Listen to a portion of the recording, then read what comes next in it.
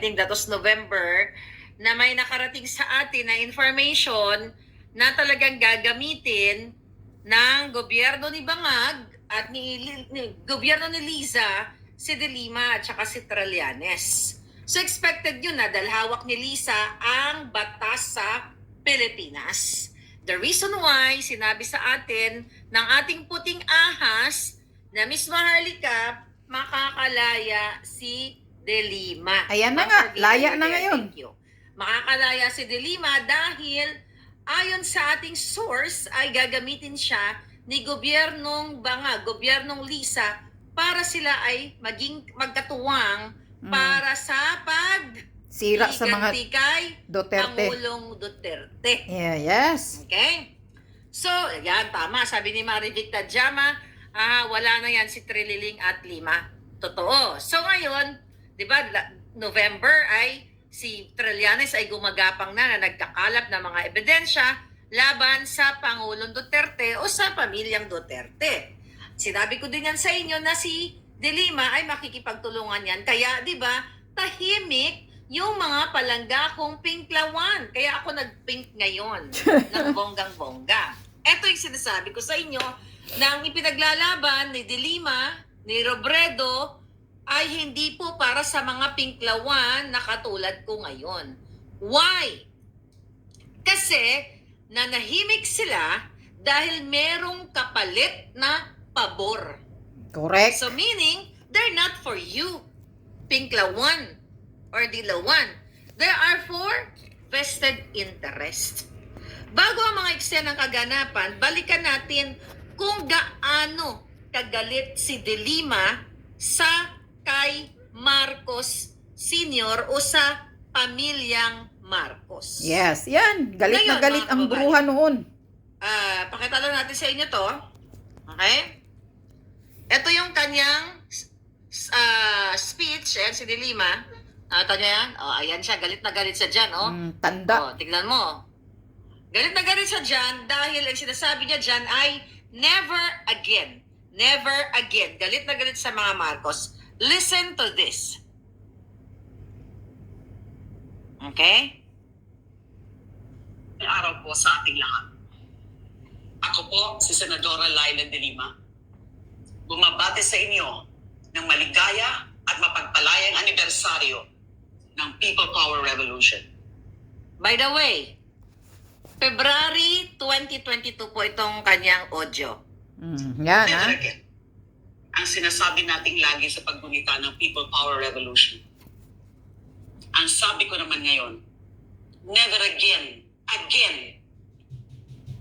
Ang anibersaryo ng People Power Revolution ay hindi lang isang petsa sa ating kalendaryo. Hindi lang ito non-working holiday. Ginugunita natin itong taon-taon upang sariwain natin ang yugto ng ating kasaysayan noong panahon ng diktadoryang Marcos. Narinig niyo, di ba? Diktadoryang Marcos. Pero tahimik ngayon ang mga pinklawan. Kung saan may malawakang korupsyon, karahasan at pang-aabuso. Higit pa dyan, So alam niya na may korupsyon at pang-aabuso. Sabi ko nga, tama ang mga pinklawan. Tayo ay mga nabudol. Okay? Pero ngayon sila ay kumakampi na dito, nilulunok nila yung mga tae nila. Lahat ng mga kadumihan nila, nilulunok nila dahil sa ngalan ng vested interest. Listen to De Lima.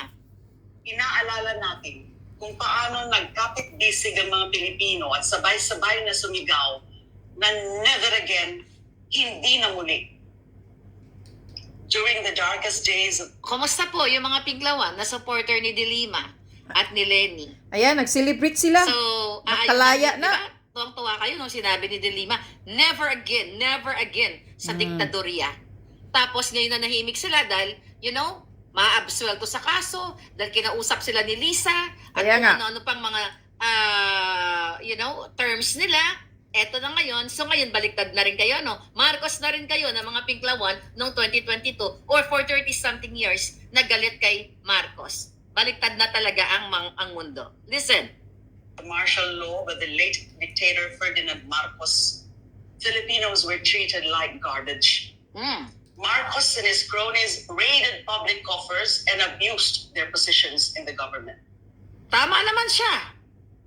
Okay? Pero ngayon, tahimik. Kasi nga, ayan ang resulta, napalaya na. Ay, na-acquit na.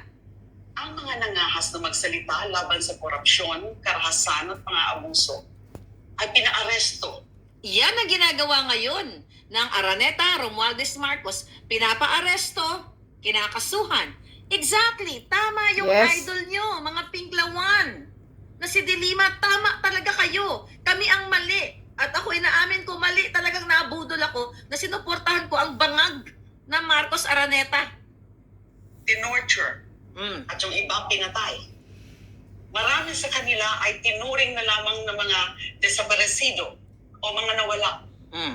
Walang halaga ang buhay ng Pilipino noong panahon ni Marcos. See? Oh. Napakalakas ng diktadurya noon. Nag-umapaw ang kanilang yaman na galing sa nakaw.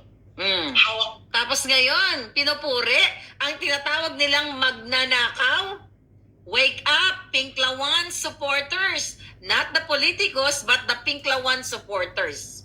Na binababoy kayo, ginagago kayo ng mga politikong tiningala ninyo na akala paglalaban kayo sa diktadorya. And now, nilulunok nila ang kanilang mga suka. Nila ang pulis at militar. Tapusin natin. Kontrolado nila ang mass media. Subalit, hindi nagpatalo ang Pilipino.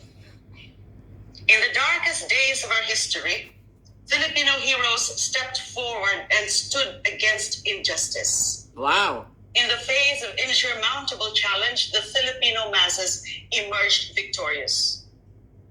Because of the People Power Revolution, we toppled the abusive dictatorship and gave the sovereign power back to our people, where it rightly belongs. Dahil sa EDSA, may karapatan tayo muli na maghalal ng ating mga pinuno. Dahil sa EDSA, may karapatan tayo muling magsalita laban sa kamalian at pag-abuso ng gobyerno. Nitong nakalipas na halos 6 na taon, muling bumalik ang korupsyon, karahasan at pang-aabuso. Muling pinatahimik ang mga nagsasalita ng katotohanan. Muling pinigil ang malayang pamamahayag. Ginagawa ni Junior Dapat ngayon yan. tayo magising muli. Hanapin natin muli sa ating puso ang demokrasya at buong tapang nating ipaglaban. Let us all say, never again. Never again. Never again.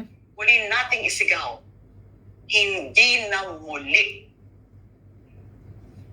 Gamitin natin ang ating boto at boses upang ipahayag ang ating paninindigan. Patuloy tayong lumaban para sa mabuting kinabukasan ng ating bayan at Nakita niyo mga Pinklawan, patuloy tayong lumaban para sa kinabukasan ng ating bayan. Labanan natin ang diktadoryang Marcos dahil sila ay nagnakaw ng kaba ng bayan. Asan kayo, Magnanakaw. mga Pinklawan? Never hayaan again. at karapatan ng mga Pilipino at ng mga susunod na henerasyon. Mabuhay ang EDSA People Power. Mabuhay Mabuhay, ang sabi niya. Pilipinas. Okay, kailangan labanan natin para sa susunod na henerasyon. Mabuhay, labanan ng mga Marcos. Alright, so di ba? So kanina sa interview ni De Lima, nagtanong siya ng reporter kung about sa ICC kasi gusto niyang restbakan ng mga Duterte. Ang sabi niya makikipagtulungan. So again, doon po ulit-ulitin natin sa ngalan ng mga Pinklawan, na mga palanggako na supporters na akala ninyo ay forever kayong lalaban para sa katotohanan, laban sa mga Marcos. Kayo na ang mga nagmumura sa akin noon na ikaw, maharlika, supporter ka ng diktador, supporter ka ng kawatan, Then now, sabi ko, in 2 months lang na pagkaupo, July, August, wala pang ang 2 buwan, ako ay nag-speak up na dahil tama kayong mga dilawan. And now look at De Lima, your idol. Pinalaya ng gobyernong ito. Dahil Para wala daw magsabuatan. basihan yung kaso sa kanya ng Duterte administration tungkol sa polburon, pagpaparty sa bilibid, pagbibigayan ng pera, pagtsutsuksakan sa kubol at kung ano-ano pa. meron ako hinandang audio sa inyo na kung saan, balikan lang natin kasi nakakatawa. Kung naalala ninyo si Jonel, di ba? Yung nagkukwento si Jonel, yung kanyang close-in driver, Jonel Sanchez Tan, na kung saan ay nagbigay ng testimonya noon sa congressional hearing noong June 17. Ito yung kanyang salaysay, mga kaibigan. So, dito natin papasok ngayon yung kasong dapat talagang managot si De Lima at madisbar siya. Dahil mismo inamin niya ang pakikiapid niya kay Dayan. At sinabi niya nga doon nung tinanong siya ni Winnie Monzon, di ba, na bakit, pumatol siya sa driver niya. Bakit siya parang diring-diri si Monzon, kaalyado nila yun. Bakit doon sa driver niya ganito ang dating, yung itsura? Sabi niya, frailties of a woman. Kumbaga, kati ng kipay. Pangangailangan ng kipay. Kaya siya pumatol. But Kaya listen pumatol to ng driver na Jonel dugyot. Sanchez Tan. Balikan lang natin, mga balaga. Binihisan lang niya Ito. si Dayan kay kati ng kipay. 40 taong gulang, Listen. Pilipino, may asawa, 2 anak at kasalukuyang nakatira sa Cluster 13 3B, Madrigal Compound, Malacanang Park, Manila. Matapos makapanumpa ng ayon sa saligang batas ay nagsasaad ang mga sumusunod.